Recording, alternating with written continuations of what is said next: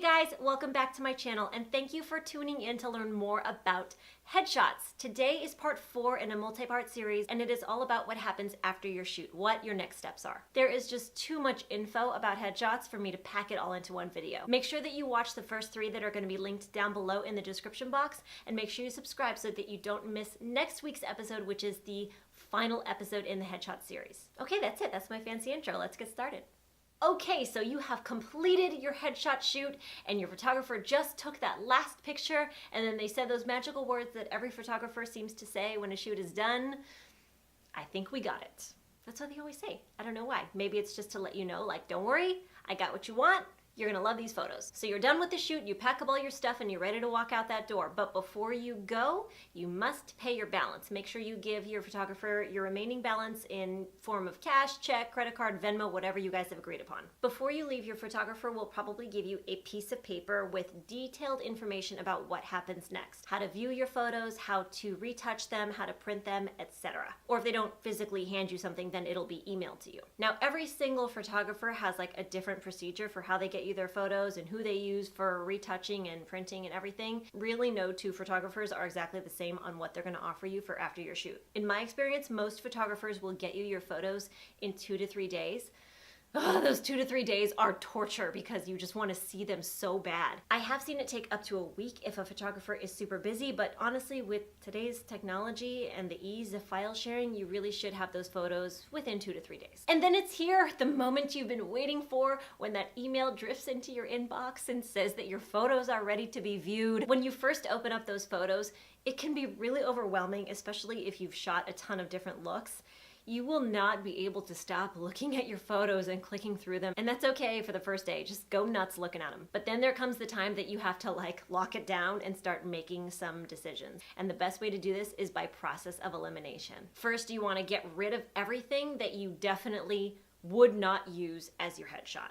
Anything where your eyes are like slightly closed or the lighting is weird or there might be some photos that aren't totally in focus. Get rid of all of that first so that you're left with just the real possibilities. Now keep in mind there might be a lot of photos that you don't like, and honestly, that's okay. In my opinion, it's great not to be overloaded with too many good choices. So if you find yourself cringing at a lot of the photos, don't worry about it, it's okay. There's going to be a lot of great options. But don't eliminate a photo just because you don't think that you look particularly attractive in the photo. Remember that they want to see you shining through your headshot. They want your personality. They don't necessarily need you to just look attractive. Just because a specific photo makes you look your very best doesn't necessarily mean that that's exactly what you look like when you walk into a room and that it would be a good choice for a headshot. Especially if you're shooting a look that is supposed to be very businessy or quirky or just a regular mom or a dad.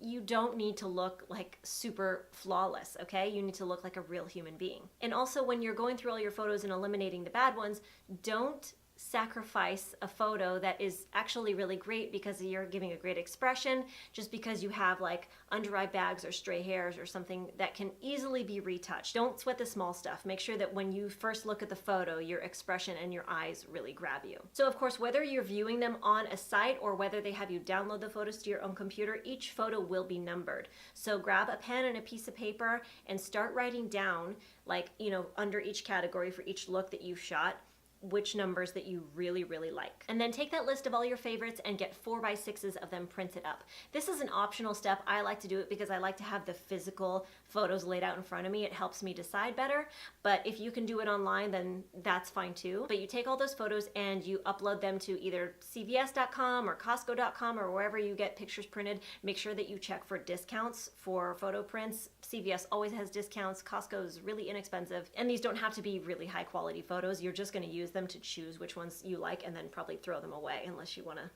make some sort of weird shrine of yourself. Of course, the coloring might not be exactly what it would be. So if you have the extra money, go ahead and get your 4x6s printed at the place that you're actually going to have your real headshots printed. That will give you a really accurate view of what the photo would actually look like. It is more expensive to do it that way and maybe not that much more expensive per photo, but when you're printing like 150 photos out, it can really add up. So then you have all your 4x6s, or if you want to do it online, that's fine too, but then you start eliminating even further, okay? So you'll take like 2 photos that look really, really similar, and you'll just say, which one would I rather have my headshot, this one or this one? And then you get rid of the one that you don't like, the one that doesn't really have as much going on in the eyes or whatever it may be. If you have representation, they are not going to want to see all of your photos. And unless you are brand new, they may want to see everything that you've done so they can help you make a really good decision. But if you are a little more established, then they are just going to ask you for like 5 to 10 photos per look that you've shot, and then you send those options over to them and they make a decision. And I actually prefer it that way because I find that when I send them all the photos, they end up picking a lot that I really, really don't like and really wouldn't feel good about like printing out and handing to a casting director. Truthfully, they probably know better than I do, but you do need to feel good about what you're walking into the room with. So I personally do like to send them a limited amount of photos so that whatever one they pick is one that I like. But if they do pick a photo that you really don't like, see if you can find something that's similar and present that to them, and maybe you guys can find a compromise. And if you can't compromise, then you're just gonna have to put your trust in them because they are your agents, they are professionals, they see what is being cast, they know what's out there, so trust. Okay, so you have got your choices all picked out and ready to go. The next step is retouching and printing your headshots, which I will be discussing in next week's video. So make sure you tune in to see the last final video in the headshot series before we can finally move on to another topic. As always, I thank you guys for watching. Please hit that like button down below if you like this video and share the channel with anyone that you think might benefit from it, and subscribe. I'll see you next time. Bye.